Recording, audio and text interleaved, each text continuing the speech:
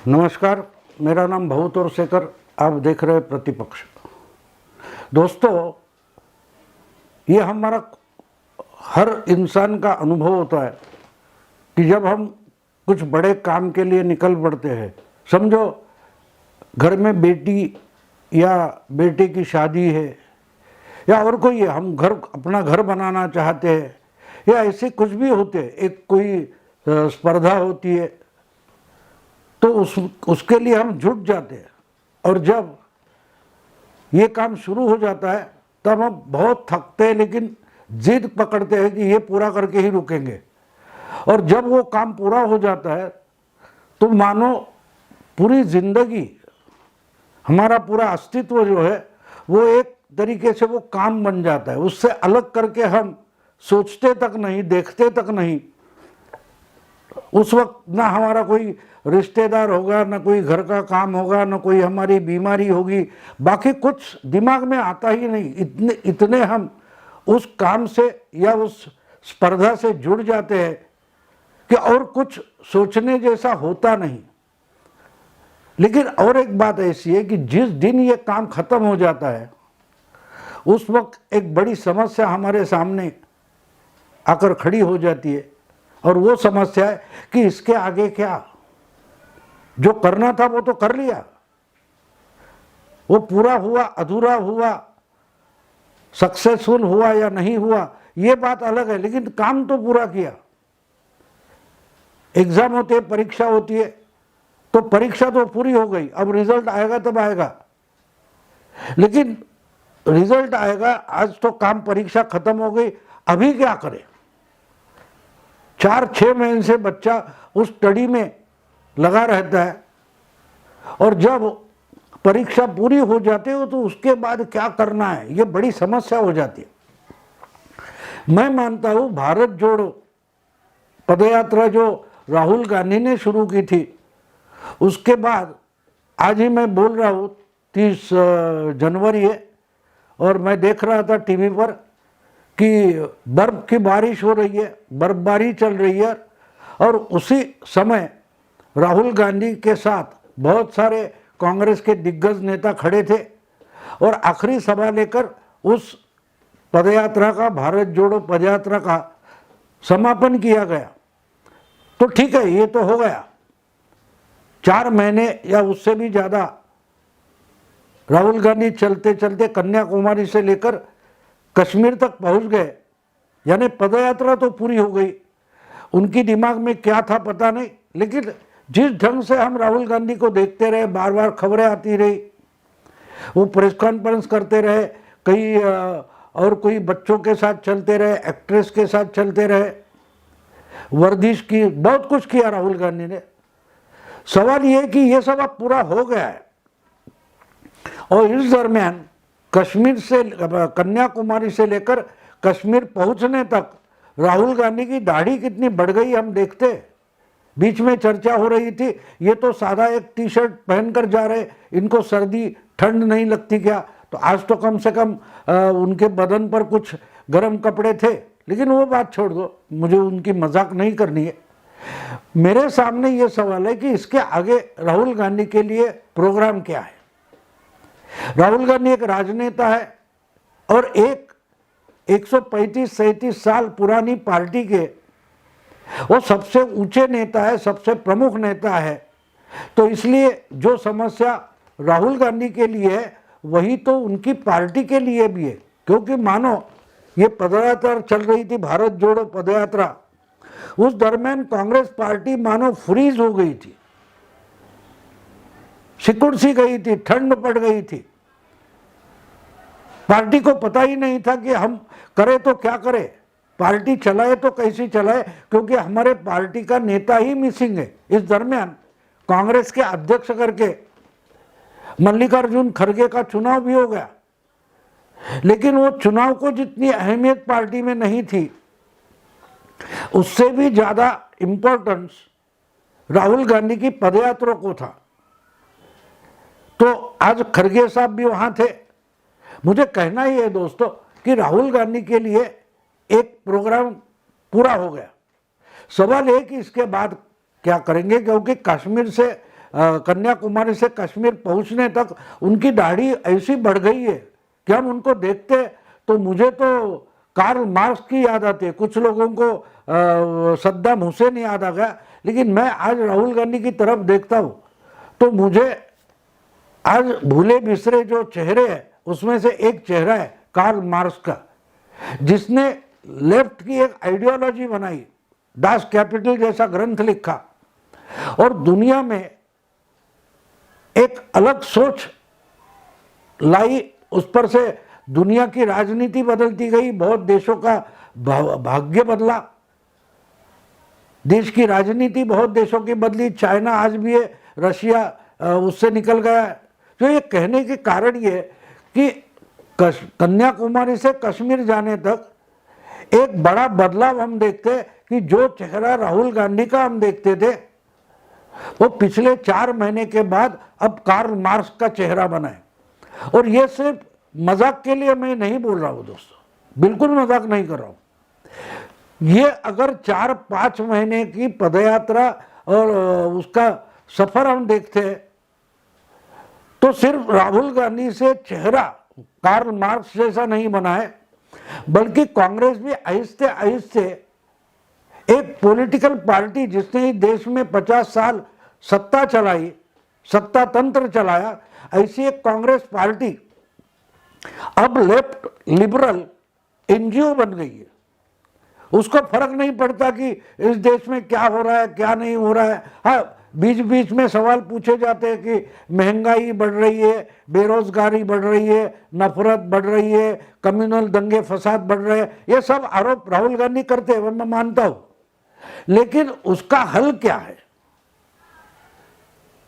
देखिए, एक राजनीतिक पार्टी और एनजीओ या कोई एक्टिविस्ट ऑर्गेनाइजेशन जो होती है उसमें एक फर्क होता है। देखो, तीस्ता सेटलमेंट हो, हमारी मेधा पाटकर हो, ये लोग राजनीति में नहीं होते, वो राजनीति पर बात करते हैं, राजनीति को चालना देने के लिए कुछ करते, लेकिन राजनीति में प्रवेश नहीं करते, उसमें हिस्सा नहीं लेते। वो अलग अलग पॉलिटिकल पार्टियों से अपेक्षा करते कि भैया आपको ये करना चाहिए, ये जनता के लिए होना चाहिए, अगर ये हो आप कर रहे तो एक गलत है, ये जनता के लिए अच्छा नहीं है तो ये मत करे, इस ढंग से डिमांड करते रहते हैं। लेकिन जो सिचुएशन बदलनी चाहिए उस बदलाव के लिए खुद जो कुछ करते नहीं उसको एनजीओ बोलते। वो आइडियाज लाते, प्रयास करते कि बदलाव हो, लेकिन बदलाव कौन करेगा? तो बदलाव पॉलिटिशियंस करेंगे, सत्ता तंत्र करेगा, यही उनकी डिमांड होती है, उसी कारण ये कोशिश करते रहते।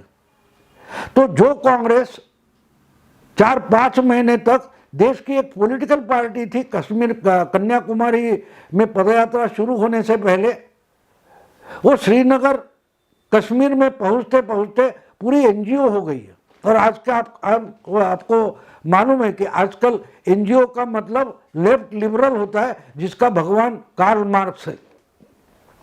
तो ये बदलाव हम चेहरे से देख सकते हैं कि जो कांग्रेस पार्टी थी, कांग्रेस पार्टी का चेहरा था, वो अब लेफ्ट लिबरल यानी कार्ल मार्क्स का चेहरा बन गए। इसलिए मैं सोचता हूं कि ये तो हो गया, अब राहुल गांधी के सामने सबसे बड़ी समस्या क्या है कि 4-5 महीने में जो दाढ़ी बढ़ी है, जिस कारण राहुल गांधी कार्ल मार्क्स दिखने लगे हैं, क्या राहुल गांधी शेविंग करके वो दाढ़ी उतार देंगे? सबसे पहले राहुल गांधी क्या करेंगे? अब आज श्रीनगर में बर्फबारी के बीच उन्होंने एक आखिरी सभा करके पदयात्रा का समापन किया। शायद अगले 2-4 दिन में वो दिल्ली पहुंच जाएंगे या आज ही शाम को पहुंच जाएंगे।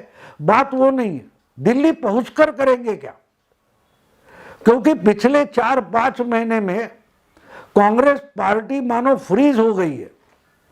क्या करना है क्या नहीं करना है उसका भी पता कांग्रेस पार्टी को नहीं है। इसके बीच आपको याद होगा तो गुजरात और हिमाचल प्रदेश के चुनाव भी हो गए, जिसमें हिमाचल प्रदेश में कांग्रेस ने फिर से सत्ता पाई है, एक अच्छी जीत पाई है। तो उसका भी कोई जश्न नहीं हुआ, समारंभ नहीं हुआ, उत्सव नहीं हुआ। और गुजरात में बुरी तरह से कांग्रेस की हार हो गई, उसका मातम भी नहीं हुआ। बहुत सारे उपचुनाव हुए, उसके बारे में कांग्रेस को मानो कुछ लेना देना है ही नहीं। इस ढंग से कांग्रेस चलती रही। महाराष्ट्र में भी एक उपचुनाव था, गुजरात का चुनाव था, क्या बोलते, तेलंगाना से ये पदयात्रा गुजरी, उस वक्त वहां भी एक उपचुनाव था। ये उपचुनाव में पार्टी को क्या करना है क्या नहीं करना है, इस पर पार्टी का ही ध्यान नहीं था। सब पूरी पार्टी बस पदयात्रा में लगी हुई थी। किस तरीके से इस भारत जोड़ो पदयात्रा को सक्सेसफुल करे और उसके माध्यम से राहुल गांधी का चेहरा चमचमाता सामने आ जाए, इसी कोशिश में पूरी पार्टी लगी रही। और किसी भी पॉलिटिकल पार्टी का ये प्रोग्राम नहीं हो सकता। पॉलिटिकल पार्टी का काम ये रहता है, प्रोग्राम ये रहता है कि आने वाले हर चुनाव में हम सक्सेस कैसे लाए, हम ज्यादा से ज्यादा सीटें चुनकर कैसे लाए, हम हर चुनाव कैसे जीते, इस सोच से जो प्रोग्राम बनाया जाता है और उस प्रोग्राम को आगे बढ़ाते हुए पार्टी की ताकत बढ़ाई जाती है, उसको पॉलिटिकल पार्टी का प्रोग्राम मानते हैं। लेकिन हम 4-5 महीने से जो भारत जोड़ो पदयात्रा चल रही थी वो बारीकी से समझने की कोशिश करें तो उसको देश के चुनाव, देश की राजनीति, देश की समस्या, उससे कुछ लेना देना नहीं था। राहुल गांधी महाराष्ट्र से गुजर रहे थे, उन्होंने कोई जरूरत नहीं थी फिर भी सावरकर पर टिप्पणी कर दी और यहाँ के लोग गुस्से में आ गए महाराष्ट्र के। और हर जगह ऐसा कुछ ना कुछ होता रहा। अब ये इनका पदयात्रा खत्म होने को आई और कश्मीर में थी, तो इन्हीं के 2 नेताओं राशिद अलवी और दिग्विजय सिंह, उन्होंने कारण नहीं था फिर भी उरी और पुलवामा का सर्जिकल स्ट्राइक का मामला उछाला। उसकी क्या जरूरत थी? ना राहुल गांधी उनको चुप कर पा रहे, ना पार्टी उन पर कोई एक्शन ले रही। ये सब देखते हम तब सोचना पड़ता है कि पूरी पदयात्रा आज खत्म हो गई, ठीक है, अब आगे क्या करेंगे? फिर पॉलिटिकल पार्टी राहुल गांधी चलाना चाहते हैं या ये सब मजाक जैसा बन जाएगा? ये मैं इसलिए दोस्तों पूछ रहा हूं कि आगे चलकर कांग्रेस के लिए प्रोग्राम क्या है। क्या 2024 का चुनाव लोकसभा का कांग्रेस को जीतना है और उसके लिए राहुल गांधी कुछ करेंगे और उसके लिए इस पदयात्रा से कुछ लाभ हुआ है या नहीं हुआ है? अब इसी साल के 4-6 महीने के बाद कर्नाटक का चुनाव होने वाला है, मेरा ख्याल है झारखंड का चुनाव होने वाला है, बीच में नॉर्थ ईस्ट का चुनाव तो घोषित हो चुका है 3 राज्यों में। लेकिन इस जो नागालैंड वगैरह जो नॉर्थ ईस्ट के 3 राज्य वहां जो चुनाव होने जा रहा है उसके बारे में कांग्रेस में कोई हलचल भी नहीं दिखाई दे रही। कांग्रेस ने इतने उम्मीदवार तय किए त्रिपुरा के लिए, इधर के उधर के, ये खबरों से ज्यादा पदयात्रा की खबरें कांग्रेस जोर शोर से लोगों को बताना चाहती थी। इसलिए मुझे शक हो रहा है कि क्या राहुल गांधी और कांग्रेस ये 2 अलग आइडेंटिटी बन गई है, और अगर अलग आइडेंटिटी बन गई है तो आगे चलकर कांग्रेस इसी ढंग से चलेगी जिसमें राहुल गांधी, प्रियंका गांधी, सोनिया गांधी रहेगी ही नहीं। वो अब एक एनजीओ बन के काम करेंगे और कांग्रेस पार्टी एक छोटी मोटी ऑल इंडिया पॉलिटिकल पार्टी बन के अपना काम करेगी। जीतेंगे, हारेंगे, उससे कोई मतलब नहीं। क्या इस ढंग से कांग्रेस पार्टी चलेगी? या राहुल गांधी फिर से कांग्रेस की पॉलिटिक्स में इंटरेस्ट ले सकते हैं? इस साल के अंत में बीच में ये झारखंड और कर्नाटक होगा। इस साल के अंत में दिसंबर में राजस्थान, तेलंगाना, छत्तीसगढ़, मध्य प्रदेश, ऐसे 4 राज्यों का चुनाव होने वाला है। तो उसके लिए कांग्रेस का पार्टी के पास क्या स्ट्रैटेजी है? क्या इस पदयात्रा से जो कुछ राजनीतिक लाभ हुआ है उसका फायदा उठाने की कोशिश कांग्रेस अगले चुनाव में करेगी? उसके बाद इमीडिएटली 2024 का चुनाव लोकसभा का आएगा। जिसके साथ और कोई 2-4 आंध्र प्रदेश हो या और उड़ीसा का चुनाव होने वाला है, उसके लिए कांग्रेस और राहुल गांधी क्या करने वाले, या राहुल गांधी ने अपना पल्ला झाड़ लिया कांग्रेस की चुनाव की राजनीति से, ये मेरी समझ में नहीं आ रहा है। क्योंकि जिस ढंग से 4-5 महीने में राहुल गांधी पदयात्रा में घूमते रहे, उन्होंने बहुत सारी मेहनत की, उस मेहनत को हम इग्नोर नहीं कर सकते, उसको देखना जरूरी है, लेकिन उससे राजनीति का लाभ क्या होगा ये सवाल पूछना जरूरी होता है। और इसलिए मैं पूछ रहा हूं कि पदयात्रा तो खत्म हो गई, जब तक मैं पदयात्रा कर रहा हूं मैं पॉलिटिकल पार्टी उसके फायदे और नुकसान उसकी तरफ ध्यान नहीं दूंगा। ये समझो निर्धार किया होगा राहुल गांधी ने तो उसमें वो सक्सेसफुल हो गए। उन्होंने गुजरात हिमाचल की तरफ मुड़कर नहीं देखा, किसी उपचुनाव के बारे में नहीं सोचा, ठीक है, लेकिन अब तो पदयात्रा खत्म हो गई। कभी सोचा नहीं था इतनी दाढ़ी तो बढ़ गई है, अब उस दाढ़ी का क्या करेंगे। और जो पॉलिटिकल पार्टी आपको विरासत में मिली है, जो राजनीतिक दल आपको विरासत में मिला है, उसका क्या करेंगे, ये सवाल है, ये सवाल है। और जब उन्होंने इतना एंजॉय किया, मैं पदयात्रा जब देखता था तो मुझे एक बात ध्यान में आई, राहुल गांधी को पॉलिटिकल पार्टी चलाने से भी ज्यादा ये पदयात्रा उन्होंने ज्यादा एंजॉय की, उसका आनंद बहुत लिया। वो खुश दिखाई देते थे कि इतने लोग अपने इर्द गिर्द, मैं चलता हूं इसलिए इतने लोग चलते हैं, तो उनको ज्ञान देना, बीच बीच में प्रेस कॉन्फ्रेंस करके पत्रकारों को ज्ञान देना, कई सभा लेकर लोगों को ज्ञान देना, यानी जैसे कोई बड़े महाराज होते हैं, संत होते हैं, वो प्रवचन करते हैं, उस ढंग का प्रवचन राहुल गांधी बढ़िया करने लगे। लेकिन सवाल ये कि जो ऐसे प्रवचन करते, ज्ञान का बंटवारा करते, ज्ञानदान करते हैं, वो राजनीति नहीं करते, और ज्ञानदान से राजनीति चलती नहीं।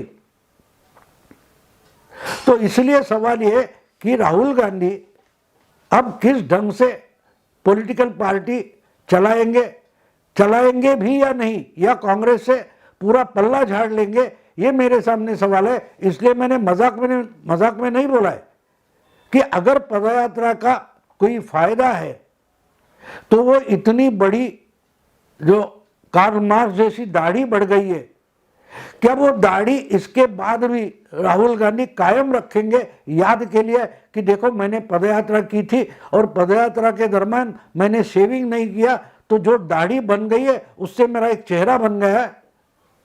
और इसके आगे की राजनीति करते हुए या सार्वजनिक जीवन में काम करते हुए मैं यही चेहरे से लोगों के सामने आता रहूंगा, तो एनजीओ बनकर ही राजनीति में काम करेंगे या दाढ़ी निकालकर फिर से कांग्रेस के नेता बनने की कोशिश करेंगे। राहुल गांधी के लिए आगे क्या रखा है, ये इसीलिए बड़ा सवाल है